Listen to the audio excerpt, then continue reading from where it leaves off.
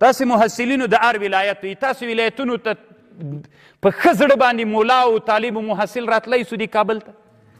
بازار ته راتلی سو مترقي د کمال ژوند دا ځای ده که هغه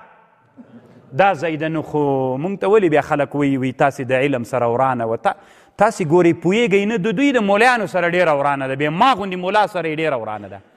د جمهوریت پالانو ځکه یې ورانه ده دوی پوهېږي چې یو چاته منطقي استدلال ووایي داسې استدلال ورته وایي چې هغه د محصل یې مني او دغه پلار یې مني نیکه یې مني خود یې مني. نو موږ د علم نه لرې خلک که دوی موږ علم چېرته زده کېده کمال چېرته و ولې موږ بازار ته نه را پرېښودلو کله یې را پرېښودلو د بازار ژوند ته یې نه را پرېښودلو بازار کې به محصل بچي و چې ګیره به یې وه پړګۍ خو د محصل پلار هم نه سو هلی ګیره به یې چوه بېچارهګۍ به یې تر ټولو نه ډېر ځوروه. نو ویلې به دا الله دې رحم وکړي. الحمدلله بیا چې کله باچا سولې دا د باچایي ته راورسېدو اوس باچایي څه صفات لري د پاچایي ژوند سره دلته سړی ورغوټه سي په نعمتونو کې هلته زرې نه وی او زوړ موټرسکیل به یخ به وهلی وي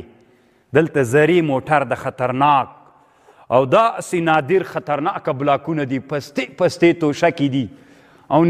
نادر خوراکونه دي د انسان کرا کرا متنعم کیږي متنعم سي نعمتونه کالي دلته ډېر خوندوري هلته شکېدلي کالي ول دود وهلي کالي ول دلته خولۍ ډېره خوندوري دلته څڼې ډېرې ښې غوړې وي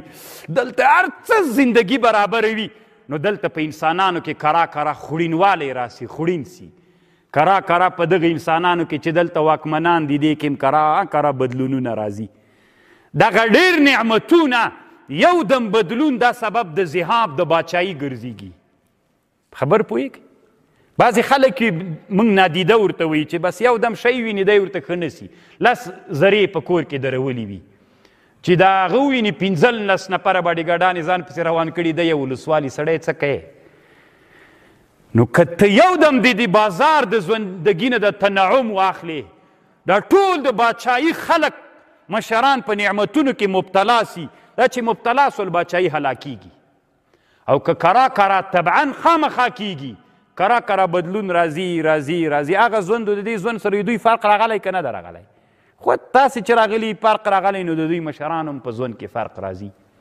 هلته بس یو خیرن کور دلته ډېر لیفت کې ورخیزه او راکته کېږه بیخي نادر وي موټر کې کېنه او بېرته را کېنه بس پیسې کې ډېرې وي تیل ښه ډېر وي هر څه زندګي برابر وي